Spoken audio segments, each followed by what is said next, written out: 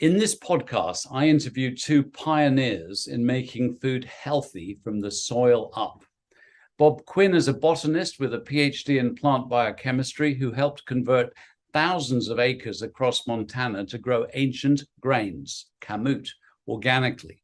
He was the first in Montana to mill whole grain, organic flour, starting in 1986. By 1991, he had certified his entire three-generation family wheat and cattle ranch as organic. He continues to experiment to improve regenerative organic systems and find better ways to grow dry land vegetables, fruit trees, and berries in Montana, not only rebuilding the soil, but also the farming community for the benefit of health for all. My second guest, and we're going to be talking together, is Tim Parton, and he's a farm manager in South Staffordshire in the UK. Tim farms in a biological way to maximize the value of nutrition to get the best out of the crops. He doesn't use insecticides, seed treatments, growth regulators, or fungicides.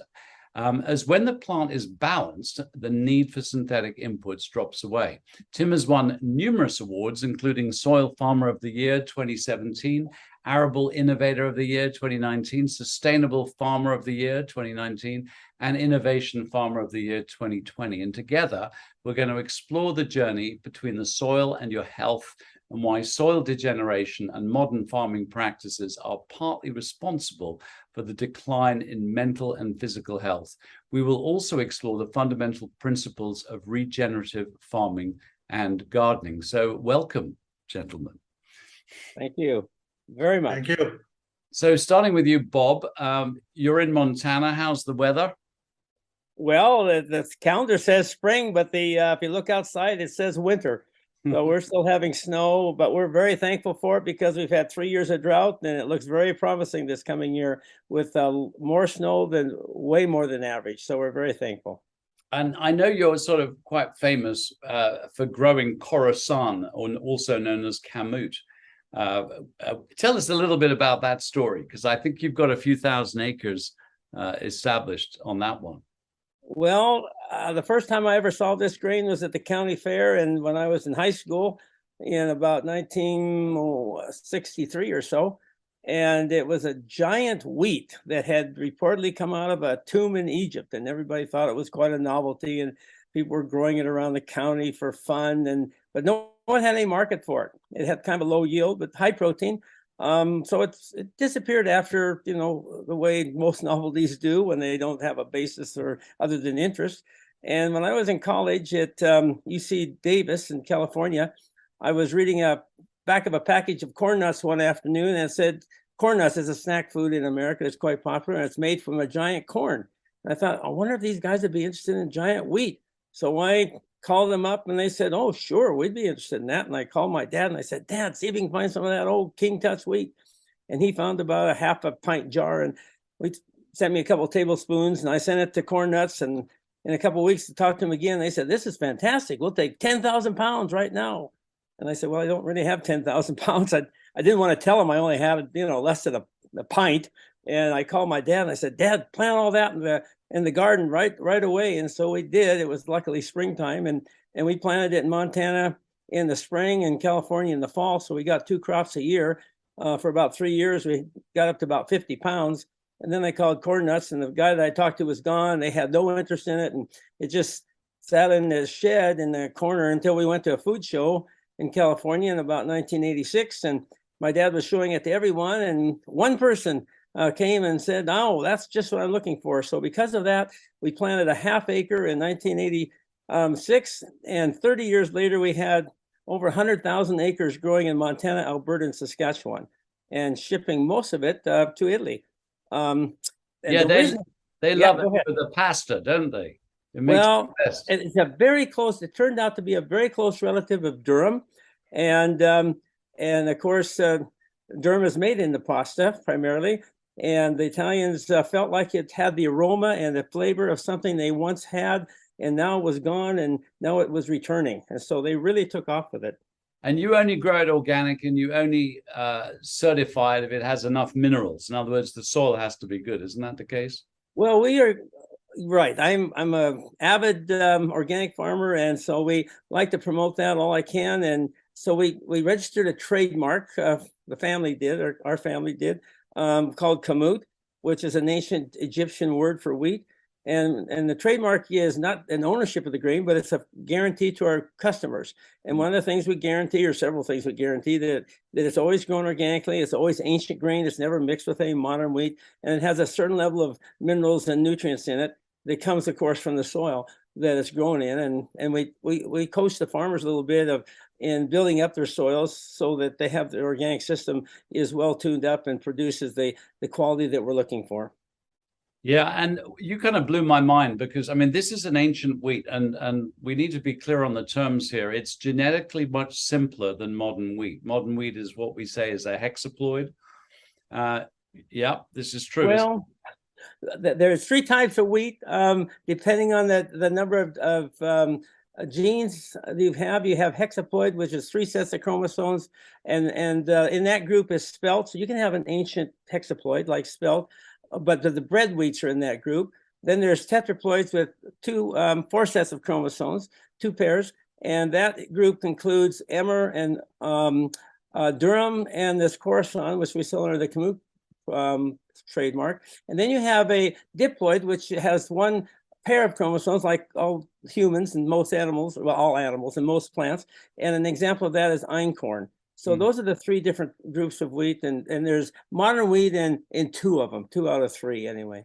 Yeah, and the interesting thing, and this is where you really blew my mind, is that Coruscant, Kamut, it has gluten, no question about it. Yeah. Yes. And yet you've run a couple of dozen studies now, and certainly a dozen really good, randomized, controlled trials on irritable bowel syndrome, heart disease, diabetes, non-alcoholic fatty liver.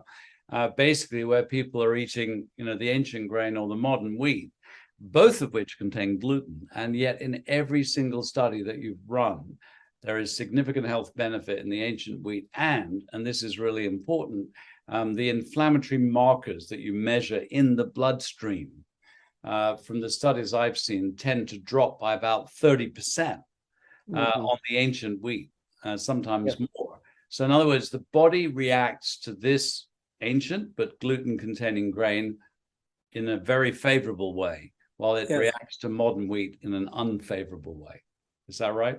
That is absolutely correct. We published over 36 peer-reviewed journal articles, and the last couple dozen, as you mentioned, are clinical human clinical trials that we've done mostly in Italy with the University of Bologna and the Teaching Research Hospital in Florence.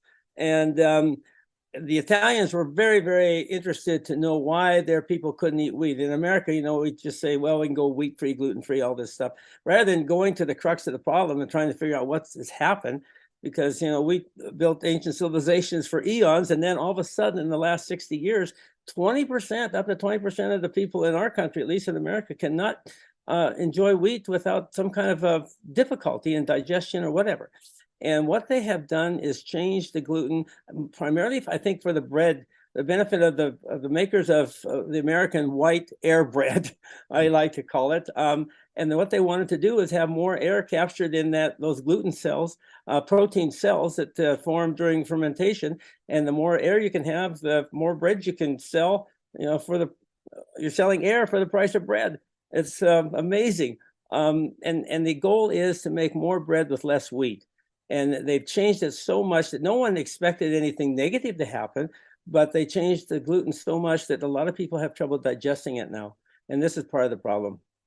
And some people will remember Nimble Bread, which was brilliant. She flies like a bird in the sky. It was this very, very light loaf. And the idea is you'd lose weight eating a light loaf because most of it was air. So it cost less to make, but it was sold for more money. Because you would lose weight. So brilliant marketing. Now, I came and visited you in Montana. I have to say the rodeo was seriously good fun.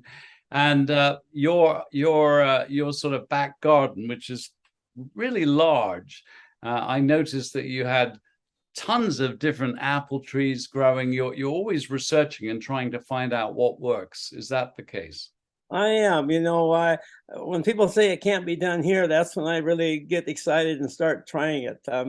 I think we really need to focus on more and more local food production. And of course, Montana, it's not noted for vegetable production at all. We are a wheat and cattle state. But I found we can grow dryland vegetables without irrigation on 12 to 13 inches of water, of rainfall, moisture every year. And it can be done.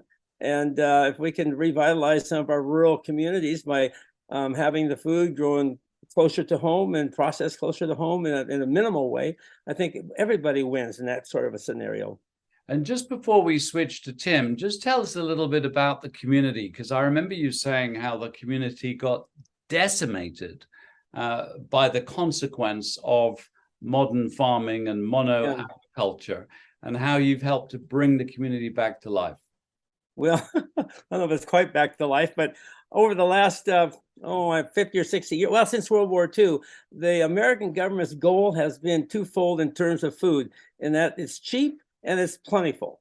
And actually, they've accomplished both of those with the industrial model of farming and agriculture based on chemical agriculture. And so we have increased our yields. We lowered the cost of food substantially, but there's a very high cost for this cheap food.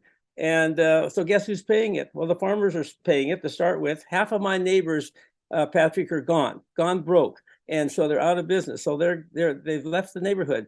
They tell their kids, don't even think about coming back to farm because there's no future in it. They'll never make a living here.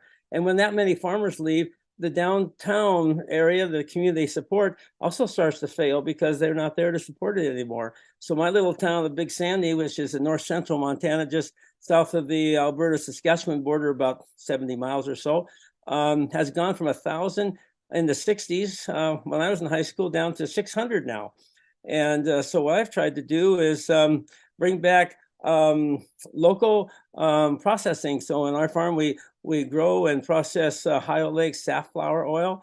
We have a snack company that we process our ancient wheat into snacks. And we've been able to increase the population by 5.3%, Patrick. So it's not really quite back to where it was, but it's going in a positive direction again. So I'm thrilled about that. And I think that could be repeated all over America and wherever rural countrysides are in decline. But that's not just your grandchildren, is it? No, no, I don't have any of my grandchildren here on the farm with me yet. So these are all people we've brought in, and it's not I'm not working my grandkids and all my businesses to death for nothing. That there's a name for that. So I try to avoid that and bring in some people that can add to the community. And they brought their own families. That's how the population is growing. So the population of the school has increased, and that's been really fun and a very positive thing. Fantastic. Now, Tim, you were a conventional farmer, isn't that the case? Yeah, that's the case. Yeah, conventional till 2009. And so, what was it that kind of got you to wake up, and what are you doing now? What was that whole transition about? Oh, that's a big question. I'd always had a passion for soil. Soil is life. It gives us food. It gives us clean water. It gives us the air that we breathe. And I could never understand why we were abusing it so much as farmers with high tillage and loads of synthetic inputs. So in 2009, I started to go to strip tillage. So I was moving less soil. And then in 2012, I started to play around with biology. I replaced nitrogen with nitrogen-fixing bacteria. And everywhere I reduced nitrogen by 40 kilos to the hectare, I'd got an extra ton of wheat to that hectare. And it was just a light bulb moment that biology was giving me has got all the answers. We just haven't asked the right questions as farmers. And then in 2015, I went to zero till, so I don't move any soil at all. I class myself as a biological nutrition farmer, so I'm always keeping that plant balanced nutritionally. I do a lot of sap testing, which is just like having a blood test, so I know exactly what's happening within that plant. If we're going through a dry period or a cold period and the soil biology isn't providing enough nutrition, I can step in and do foliars. Foliars are 5 times more efficient. So it's just keeping that plant balanced. And I grow 50-50 winter to spring cropping. So I do grow milling wheats, but close your ears, Patrick, but I also grow canola, and then I'll grow malting barley. I'll grow spring malting barley, spring wheat, spring oats, spring lupins. I grow cornflowers, corn marigolds, which are flowers, but always getting that cover crop in there. So always getting that liquid carbon back into the soil. and because carbon is everything. So I'm always getting that carbon back and always making every decision on soil health. And that's how I've managed to get rid of my synthetic inputs and get that symbiosis going on in the soil. Once you get that symbiosis going on with the fungi and the bacteria, everything becomes available. The plant can extract what it wants, and we've got healthier food. You know, we are what we eat at the end of the day. And I can produce healthier food, but I'm also healing the planet along the way. Farmers, to me, were the heroes of the world because we can provide healthy food. We can heal the planet, which is going to provide a healthy population. And what got you into nutrition? Have you always been into nutrition?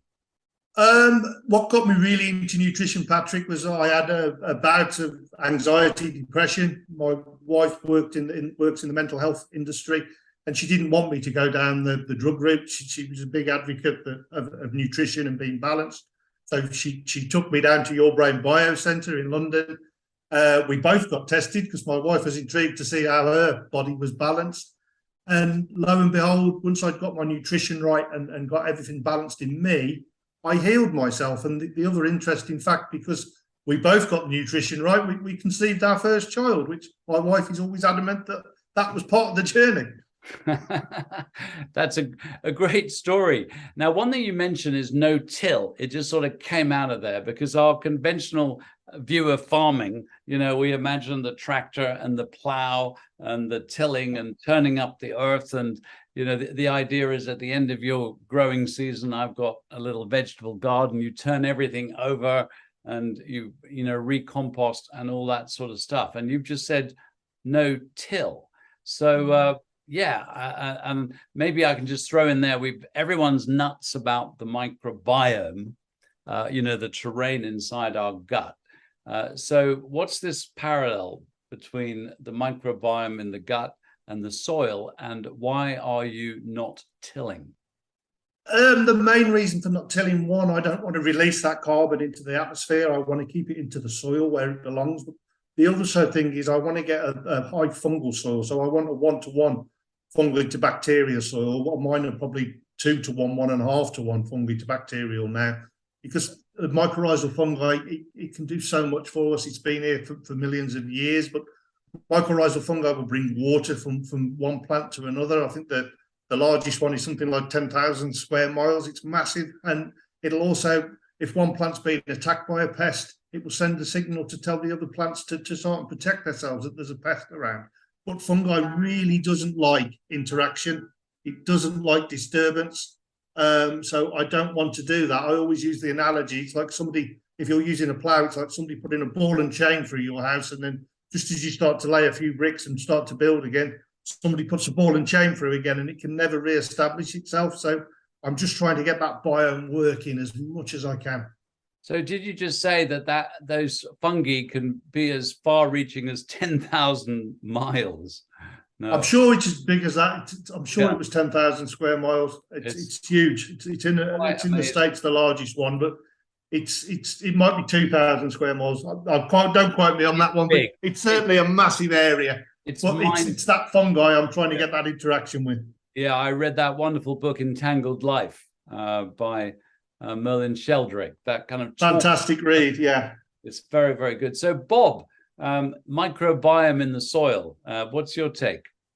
It's really important. It's just as important for the soil as the microbiome is for our gut. And I love the way you mention them both together, because they really are very similar in their nature. And so we haven't got in Montana, in the upper Great Plains of the high prairie, shortgrass prairie, we haven't got the no-till figured out, but we certainly have done reduced tillage, and we don't plow anything. We mostly cultivate with shallow undercutting shovels that go under the ground, 1.5 inches or 2 inches or so. And some reports now and some studies have shown that is not a very significant disturbance to most of the microbiome in the soil. It certainly is some disturbance, but we try to minimize that. And we, with our certified organic program, which is also regenerative, we have a 9-year rotation on our farm, growing out of those 9 years, 5 years of cover or of cash crops, which we sell, like wheat and oilseeds and alfalfa and barley and legumes like lentils or chickpeas. And then we have 4 years of just soil building crops that we don't harvest at all. We work them back into the soil in those 4 years. And those are legumes like alfalfa, sweet clover, peas, and lentils. And sometimes we'll put in a buckwheat, which isn't a legume either, but it has other beneficial additions. So that's how we're feeding our soil, Patrick, 4 years out of 9, and then harvesting it 5 years out of 9. So really, it's all about getting that soil super healthy. And of course, you know, and I know, but maybe not everyone knows the story of the Dust Bowl ballads, taking me back to Woody Guthrie, because the idea there was, you know, plow all the land. And what happened? Just give us the sort of 2-minute version of. Well, so the land was all plowed and left bare.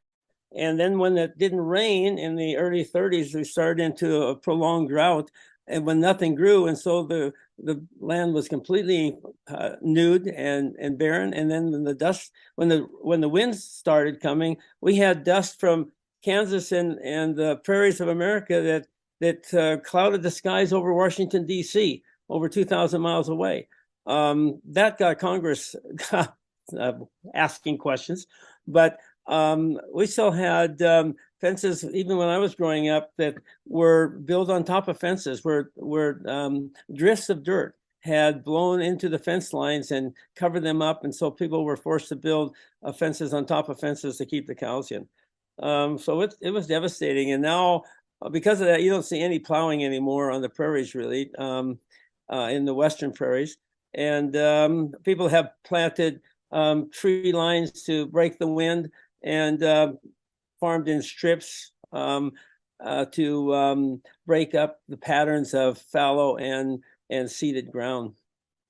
Now, we all think in terms of, you know, car exhaust and industry generating, you know, carbon, but actually the capture of carbon in the soil is a very big part of the whole carbon story, isn't it? Do either of you guys have some figures on that, the importance of farming in a way that brings carbon into the soil? Well, I think Tim mentioned about the reduction of carbon due to tillage, and when you're plowing, you can imagine what kind of loss you're getting. Most of the organic matter, well, I would say almost half or more, has been lost. And by reduced tillage or no tillage and growing cover crops or soil building crops, you are introducing organic matter, hence carbon, back into those soils. The carbon sequestration becomes a very important contribution that regenerative, organic, and biological farmers can make to the climate chaos that we're finding ourselves in because of all the greenhouse gases and everything, and carbon dioxide being a chief one. And that can be reversed in part by putting that carbon back in the soil by growing crops and plants that put it back in the soil and not harvesting everything. Now, Tim, you've converted a few farmers into this regenerative, no-till, healthy way of farming, haven't you? I certainly have, yeah. I'm a big advocate, and I help an awful lot of people. And as Bob just said, the key to my system is those cover crops and getting those liquid exudates back into the soil, because 80% of organic matter is coming back from that growing plant. And that's where we gain our organic matter, and that's a stable organic matter. So the cover crops are key to putting those liquid exudates down, which is then going to feed that biology, and then the whole process starts to cycle, and that's when the real nutrition comes available. And then we can move the whole system forward and lower the inputs and farm in a healthy way then. And the more carbon we can get into the soil, the more water we're going to hold. Our infiltration rates go up. So I infiltrate normally about an inch of water every 6 minutes. So I can hold a lot more. So when we have these dry summers that we've been having in the UK, my crops will keep growing because I've just got that carbon sponge of water there to keep those plants moving forward. And how many farmers have you influenced? Oh, I wouldn't be able to count them, Patrick. It's many, many. I speak all around the world on the subject, so I've influenced an awful lot. I don't keep count. I just help anybody that's on the journey, and I'm always happy to help because everybody's got to do this. We can't keep destroying the planet in which we live. There is no planet B. This is all we've got, and it's down to every inhabitant on this planet to start and respect the planet, but demand food produced in a regenerative way so that they can be part of the story of healing the planet in which we live, because There is no planet B. It's all we've got. And we've done so much damage to the planet. We've done so much damage to ourselves. It's time to readdress that. To me, it's no coincidence that as synthetics went up on soil post-Second World War, farmers were asked to produce food. We did that because of all the war bomb making machines. Nitrogen was readily available. They found a way of using that. They put it onto our land. We had loads and loads of food, but it was low nutrient food. It was just empty calories that we've been feeding ourselves. So as those synthetic inputs have gone up, human health has gone down, and you can just track it all the way through, as you're well aware. So let's talk about that quantity and quality. You're now farming in a different way. Is it less profitable? Do you get less food production? No, my yields have gone up, and my quality's gone up. It's last year, for instance, my best yield, I achieved 12 tons to the hectare off 50 kilos of applied ammonium sulfate, and then just topped up with a little bit of foliar, say 28 litres, which is an amide end. So it's one step behind an amino acid. So that plant hasn't got to use much energy to be able to convert it into an amino acid and into protein. So it's far more efficient. It's not polluting the planet. And I'm achieving high yields. So 12 tonne to the hectare, it cost me £80 a tonne to produce. So you can do the math. It works out very quick that I'm a profitable farm. I mean, we obviously don't know those figures. What would the average farmer be achieving? I think the average for the UK is probably 8 tonnes to the hectare, 8.5 tonnes to the hectare. Mm-hmm. So you're like, a good 30% up and doing something good for the planet, Oh, definitely. I mean, I have a bird ringing group come on farm, which a bird ringing group, they catch the birds, they weigh them, they assess their health, and they put a ring on. So if they're a migratory bird, we can see where they're going in the world, and we can start to get more and more information. And I'll never forget the first day they came here to see me, because they go out at night with a thermal imaging camera to catch ground nesting birds such as skylarks, which are red data species now due to our farming practices. And they were leaving the floor. They were that excited because they'd never seen bird life like it. And all the red data species that we've got on farm are thriving here now because we've got the food. It's the best restaurant in town because the whole ecosystem is working. I also catch moths for Rothamsted, the research centre. And I've got moths equivalent to a woodland situation here, and they've never seen that on an arable farm. So the food source is there for all along the food train. The whole ecosystem has got food, which is why everything is thriving on farm. We've reared 14 kestrels, another red data species on farm, because we put nest boxes up all around farm so we can monitor and encourage the bird life back. So as a farmer, there is nothing not to like. We're making more money. We're doing our bit for the planet. We're producing healthy food.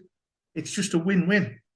And what happens to the quality of food in terms of nutritional content? And both for you and Tim and Bob, let's talk about how farming in a different way changes the quality and what effect that has then on us for our health. I'll just jump in on that one, Patrick. What I do, I've got a bionutrient meter that Dan Kettridge has developed in the States, and I'm starting now to measure the polyphenols and the antioxidants in the food that I'm producing, so I can start to really build and hopefully then sell for a higher price that I am producing a healthier food that people want to eat, and it's actually going to improve their own being. Mm-hmm. Yeah, Bob, you've done a fair bit of research on the nutrient quality in food. Yes, and what Tim's mentioned, I agree with him 100%. The biggest difference that we see probably is the polyphenol concentration, and maybe not so much the concentration as the diversity of them. That's what we saw. The total didn't go up so much, but the diversity did go up, and that translates into health benefits, because the more diverse the system is, the more stable it is, the more the body can respond to its needs. If it has different needs for different times, and if you have a great diversity in something like polyphenols, I think that's just nothing positive. One thing that I think that we really lack, and I've talked to Dan Kittredge a little bit, but what we've seen in our research, what I would like to see develop is some kind of a nutritional index, or maybe an anti-inflammatory index. We've seen, and you mentioned the anti-inflammatory properties of the Kamut, organic Kamut, was the biggest difference between that and modern wheat. And if we could label foods with a nutritional index that was somehow correlated to living systems and living cells, rather than just guessing which compounds are giving us the best advantage, then, because we don't have to know then what works and what doesn't work, but there's also synergy involved between different types of compounds and elements and molecules in your body, that together they produce a better result. And if we could figure out how to label our foods, and then buyers would have incentive to pay more and buy more of higher nutrition food, because they'd be saving so much at the doctor's office. They wouldn't be sick all the time. We have in our country, in America, there's 60% of the population has at least one chronic disease. I don't know how they can call that success. And 40% have 2 or more chronic diseases, and the pattern just keeps increasing. I mean, the disease just keeps increasing. So that is a dead end road. That's literally, and it'll be the ruination of us, not only of the planet because we're destroying that, but we're destroying the health of our people along the way. Yeah, I mean, here in the UK, we have a 5-a-day policy, and that is someone of my age, 65, is on 5 different medications. It's meant to be, 5 servings of fruit and veg, which, by the way, is too little. It's we certainly were eating a lot more than that. But the point is, you can pick up a carrot, and it's almost translucent. I mean, hold it up to the light, and you can see through it. While the carrots that I get growing in my garden, I mean, they're really solid, and the flavor is so different. So yeah. That's the big problem, isn't it? We're told to eat a tomato or a carrot or some lettuce, but you can tell very quickly from the taste quality that you're getting, much less nutrients. And I believe that sometimes it's kind of like forced growth. So you've got more water, but you've got less dry matter. That was the whole issue about organic food. You're getting more nutrients. Right, and more compounds that the plants are producing because of the health of the soil, and the flavor. And I'm glad you mentioned that, because that gives the people, the eaters, a real tip off of the nutritional value of their food. They don't have to have any big fancy analysis. They can smell it, the aromas, the natural aroma, and the natural flavor. That's before it's all doctored up with some kind of processing additives. But right out of the garden, right out of the store, if it smells nice and it tastes nice or delicious or really good, it probably is really good for you, because most of those flavors and aromas are coming from secondary metabolites such as polyphenols and other things that are important for antioxidants and anti-inflammatory properties in your body. I totally agree with you there, Bob. People have lost their use of their senses to smell and know what good food is, because they've just lost it. They just haven't paid food that attention and respect that it deserves. Yeah, we spend a lot more on entertainment. I mean, a very significant proportion of income is spent on entertainment and much less on food. And of course, food is what we're made of. And there also lies a problem, is that urban folk, and I went to a future conference, and I think by 2040, 2/3 of the world's population is living in cities, and they're not used to food that might not, be completely consistent in its shape. They're not used to, eating raw foods. They're just, it's the beige phenomena, where if children are brought up eating processed foods, they're kind of scared of anything that doesn't quite conform. How do we deal with that? Well, I think we need to start with the elementary students and have gardens in every school, and have those kids out there planting those gardens, tending those gardens, harvesting those gardens, and then taking that food into the kitchen, into the school kitchens, and having it cooked up. When that's done in America, I mean, kids that never would eat vegetables all of a sudden now are eating them because they grew them. They've taken ownership. They're taking pride in that. And it'll take a long time to change a whole generation, but I think that's where we start. We start with the kids, and and make it fun and make it educational. I totally agree with you, Bob, because the more you can get that interaction and the respect comes for food. And as you say, once you've grown it yourself, they want to eat it because they've seen it grow. They've seen how it's evolved in that soil and matured, and then to have that flavour straight from the garden, from the soil to the fork, you can't beat that experience. That's what life is all about. Yep. Now, this podcast was called the Soil, Food, Gut, Brain Superhighway. And obviously, we're hearing a lot of no-brainers here as well. And we've spoken a fair bit about the soil and the food. I think, Bob, you wanted to say something about seeds. Well, I did, because oftentimes we hear, good, healthy soil makes healthy food, makes healthy people. And the missing connection in that chain, and I believe in that chain, is very important. But you can start with less than good seed. You can start with modern wheat, for example, and put it through the best of all that chain has to offer and still come up with something that people have trouble eating. So I think we need to add to that concept the idea of starting with good seed. Seed that hasn't been adulterated and changed just for the purpose of getting bigger yields or a fancier shape or whatever.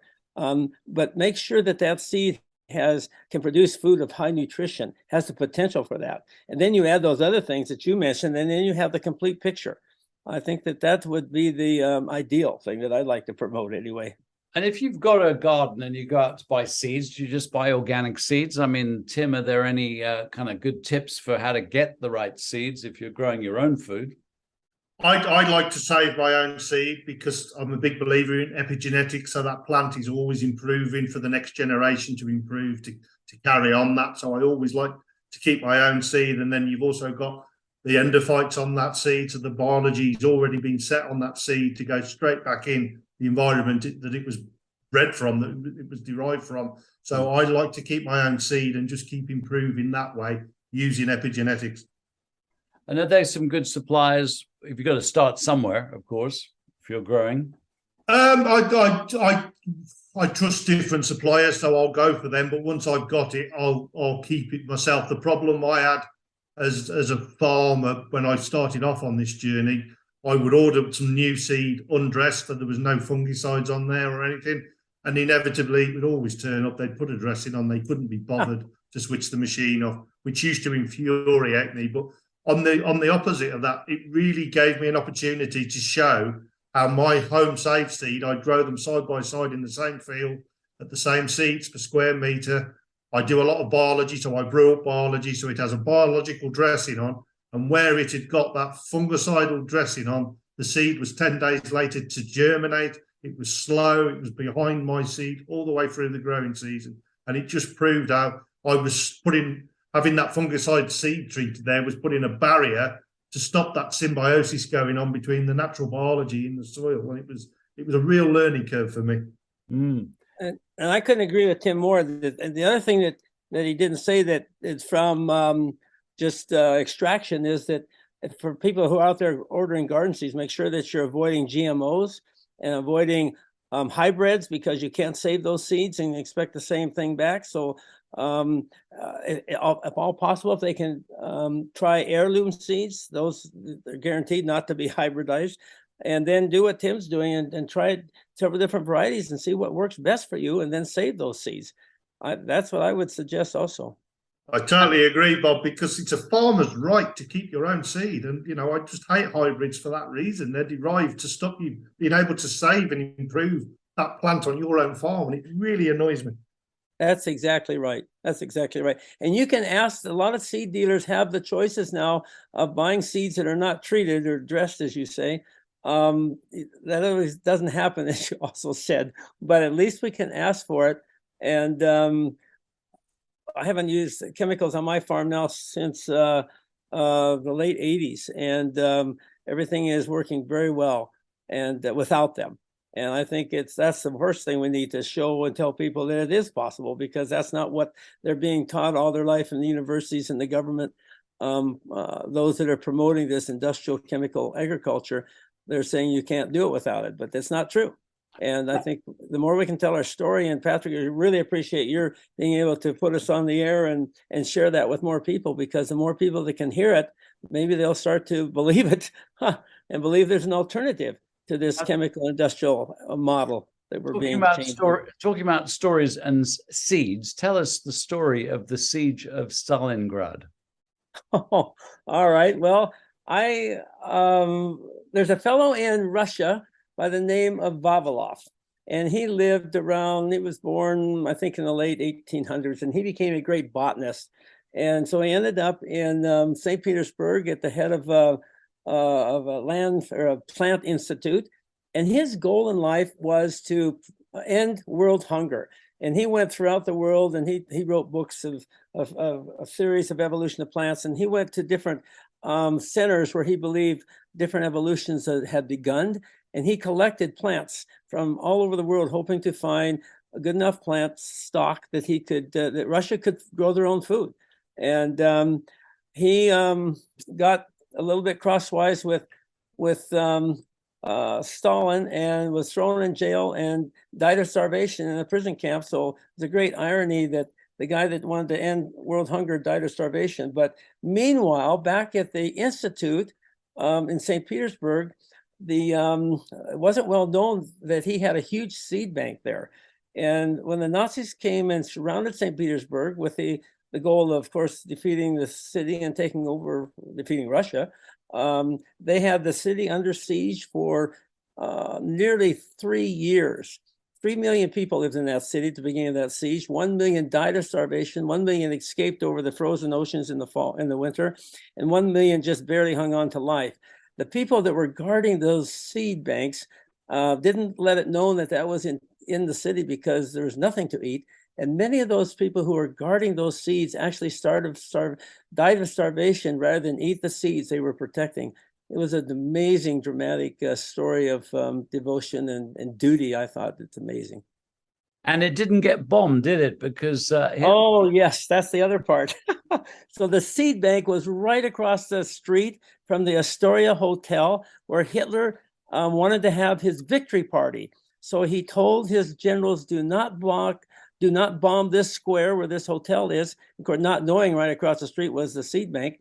And so that was really the only block, or the only portion of the city that wasn't heavily damaged with bombing. Okay, so we've covered soil, seed, food. What about the gut? Can we say anything about food and the gut and these methods of growing food?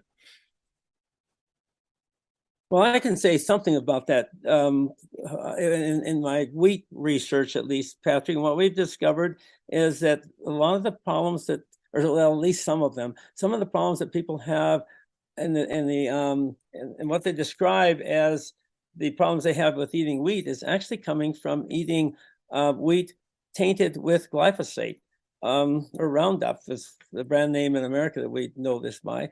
And this compound is sprayed on wheat sometimes at the very end of harvest to kill the weeds and and kill the crop so it can dry out and be harvested before winter comes, before it starts to freeze and snow, particularly as you go further north in Canada. And so it comes into the flour at a pretty high percent, and it doesn't affect the human cells, and that's what the makers of glyphosate were bragging about. It doesn't affect mammals or humans, but it does affect plants. It kills them because it has interrupts a metabolic pathway that's essential to their life, but it also interrupts the same metabolic pathway in many bacteria. And, we have more bacterial cells in our gut than we have human cells in our body. And if you start interfering with those and making them sick or die or killing them, then you're going to affect the health of the body in all different ways, Patrick. It's not well known the exact connections, but the secondary outcomes are just almost everywhere. And so that is one thing that we can eliminate by the elimination of that kind of chemical in our farming. That would be a big help to us. And Tim, how do we get glyphosates removed? Because they're still being used in the UK, aren't they? Yeah, it is. I mean, I agree with what Bob just said, and you've got to remember it was first developed as a biological killer. That's what it was. It was a drain cleaner. So it's not good for our gut health, in my opinion.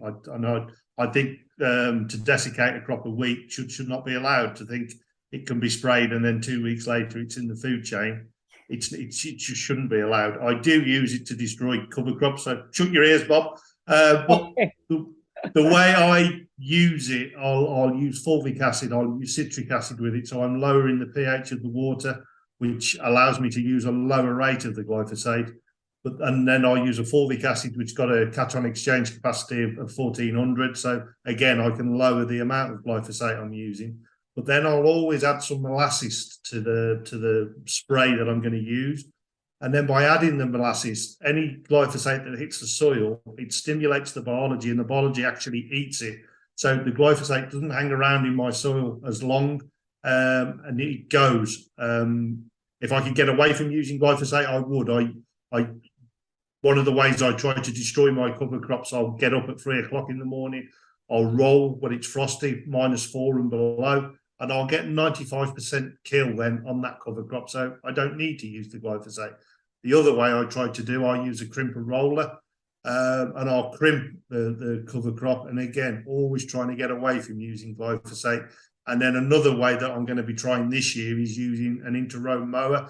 So I'll grow a cash crop, but in between the rows, I'll have some clover or something like that. And then I'll go in and top that so it'll release the nitrogen. But I'm also then not going to use herbicides, so as I can harvest that crop without using herbicides by inter-row mowing to keep any grass weeds down. Well, Patrick, that gives me an idea. I think that Tim and I should get together, and I can help him eliminate glyphosate, and he can help me eliminate tillage. And I think we can come together some way and figure this out. And I think that'd be a great, fun activity.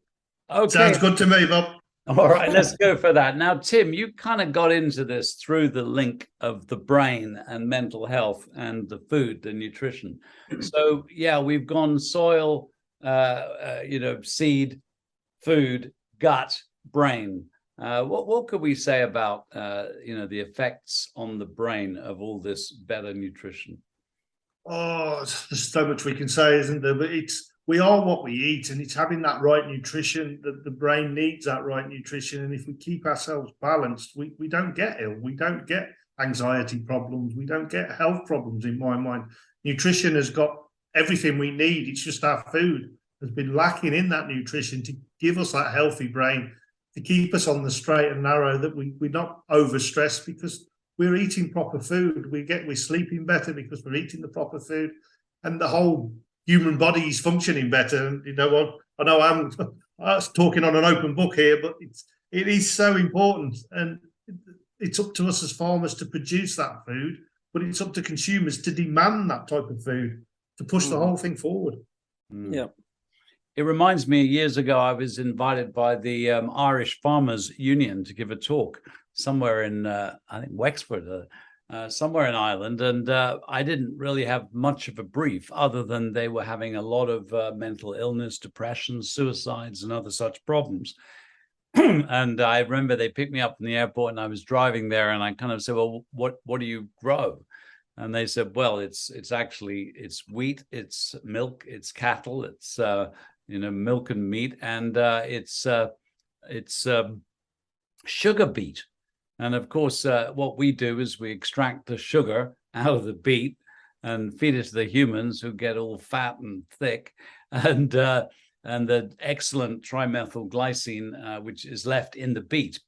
Beet is betaine. If some of you have heard of betaine hydrochloride, or betaine, which is trimethylglycine, that's the methyl groups that the brain really needs. So we leave the best stuff for the animals and extract the worst stuff and give it to the humans. So yeah, it was a very interesting conversation about how that was occurring.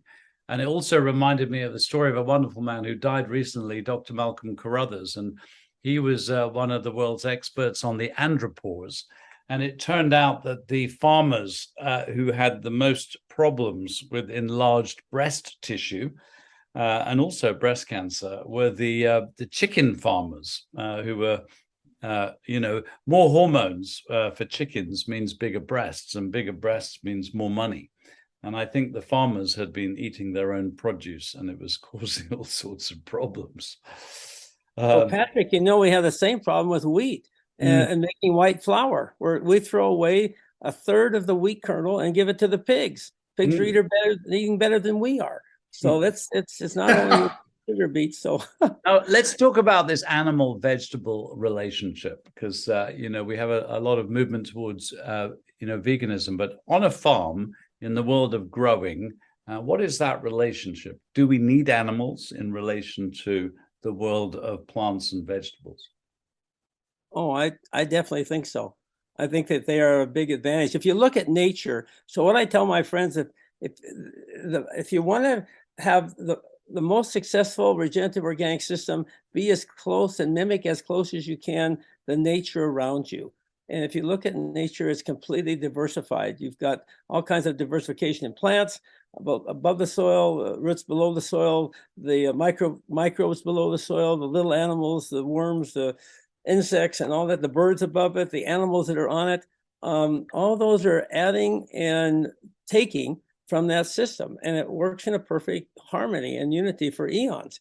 And if we can farm like that, and use animals as part of that rotation and system, I think everything benefits. When you take animals and you put them in feedlots and you feed them, chemicals and force feed them to fatten them, then you run into trouble, I think, with a lot of the trouble that's created with meat today. And yet it didn't start out that way. It's just the same with the seeds we talked about.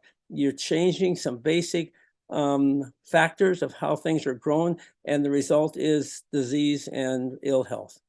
Tim, do you have animals on your farm? I don't have animals, but I agree with what Bob said. It's mimicking nature, and nature never grows monocrops. My organic matters are going up by 0.2%, and I incorporate some sheep, but I'm a big advocate of pasture-fed beef and pasture-fed lamb, pasture-fed chickens, because you don't get the carbon problems when you're feeding animals naturally. It's only when you get this intensive system that all of a sudden we've got all this methane and carbon problem with the factory-fed beef. And I'm a big advocate for pasture-fed livestock because it's just eating meat as nature intended it to grow. It hasn't been force-fattened. It's a lot healthier product for us, and we don't need that much of it. And it's just respecting that animal that's doing a job for us. So do you need to bring in manure? No, I do it all with the cover crops. So I'm mimicking what nature does by growing the cover crops, and then I get a nice compostable mulch on top of the ground, and that's the food for my underground livestock. So I've got loads of livestock, but they're all subground rather than above ground. And by growing those cover crops, I'm providing them with that liquid carbon through exudates through the roots, and then as that starts to break down, as that plant comes to the end of its life, that gets eaten and the whole thing is being cycled again. So it's all about feeding my livestock below ground in my system.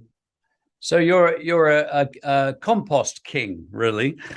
Yes. And we have an organic king here in the UK.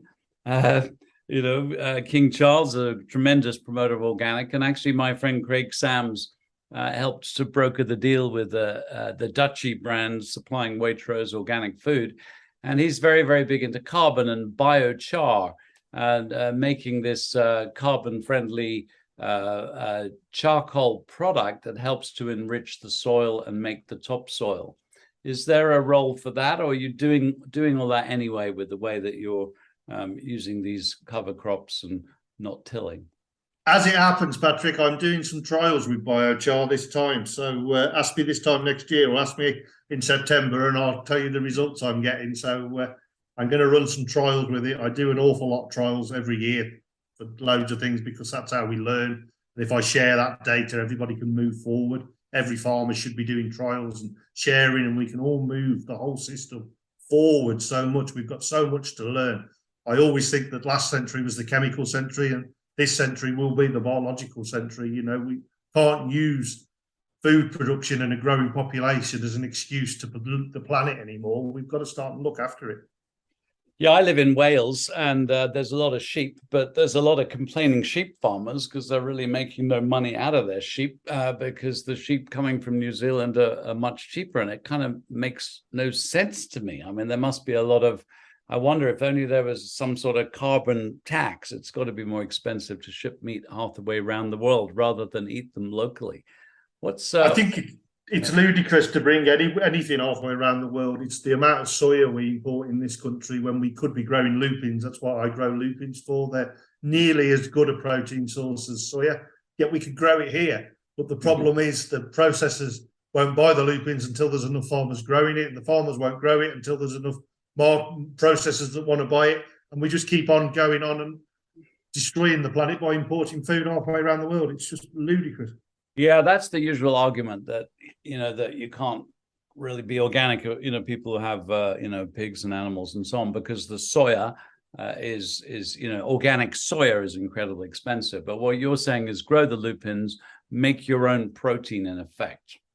Yes, definitely. Lupins are such a good source of protein. I mean, the white lupin is so sweet. It's what's in all the French patisserie that gives it that nice golden glow. It's the lupin flower. So it's just getting people and encouraging them to grow it so as we can have our own grown protein rather than putting down rainforests to demand more protein when we could be growing our own. So Monty Python was right. Yeah. Hand me all your lupins, I think was the line, wasn't it? Something like that. Yeah. Brilliant. Very good. Well, we're coming to the end now, and I would love to ask both of you just to wrap up and say, your kind of final message on this subject of the soil, food, gut, brain, superhighway. So, Bob, what are your closing words? Well, people always hit me up with organic is so expensive, but I ask them, well, how much does it cost to be sick? In this country, the cost of health care or sick care, whatever you want to call it, and pills and all that sort of stuff, plus the cost of food has been unchanged for 60 years, the total of those. Yet how each of them forms that total is completely reversed. Food has gone from 18% of our income expenditures down to 8 or 9, and medicine and pills and healthcare have gone from 8 or 9 up to 18 or 19. And I think it's a lot more fun to be well and pay a little money, more money up front, and save a lot on the back end of your life. Everybody can be a part of the solution, is what I'd like to end with, by just buying one more regenerative reduction of chemicals or organic products in your grocery store every time you go shopping. You don't need to make a 100% conversion all at once for everybody, but just do a little. And if we all did a little every year, a little more, then we would change the needle. We would swing the needle back to a healthy food system, a healthy planet, and a healthy population. And that's what I'd like to see. Fantastic. Tim, your closing words. We are what we eat. Choose carefully what you eat. Demand a regen produced product, and look. And if the store isn't supplying it, ask them why. Because the more energy we can put into this, the faster we can turn things around. And you don't need to buy as much food when you've got nutrient-rich food, because the body's craving that nutrition. And if it gets it, you don't have to buy as much food. So I agree with what Bob says. It isn't expensive really, because you can't afford to be sick. So demand a nutrient-rich food that's regen-produced, and do your bit in healing this planet in which we live. And let's have a planet for generations to come. And if there's farmers listening who want to find out more, Tim, is there a website they can go to? Yeah, I'm quite well known on Google, on social media, so you can look me out and get in touch by all means. Yeah. That's Tim, Parton, and Bob. How about you? You've written a book, haven't you? I have, called Grain by Grain, and you can go online and find it in your closest bookstore. All over the world. I hope it's all over the world. I have no idea. It was published by Island Press in Washington, D.C. We published it in 1919 and have had a very successful and fun run with it. And if both of you just have a book that you could recommend, this is really for the public, for people to kind of wake up, because I just read the book What Your Food Ate by Montgomery. That was really interesting. But do you have a couple of favorite titles to help people gen up or regen up, regenerative farming? I think mine would be his first book, Patrick, David Montgomery's first book called Dirt. And it just shows in that book how every civilization that's failed in the history of this planet has failed because they didn't look after their soil. The Roman army couldn't feed their soldiers, so they had to disband. And we're on exactly that same path at the moment, unless we start and turn things around. So that would be my first recommendation. Well, thank you both. This was really a fabulous conversation. And food, of course, we're made of food. It's as simple as that. And if I had a parting word, it would be, yes, pay a lot of attention to what you put in your mouth, because it's going to change how you think and how you feel. And also, I would say, be grateful. That whole act of grace, really, the food we eat becomes us. So I hate to see food wasted.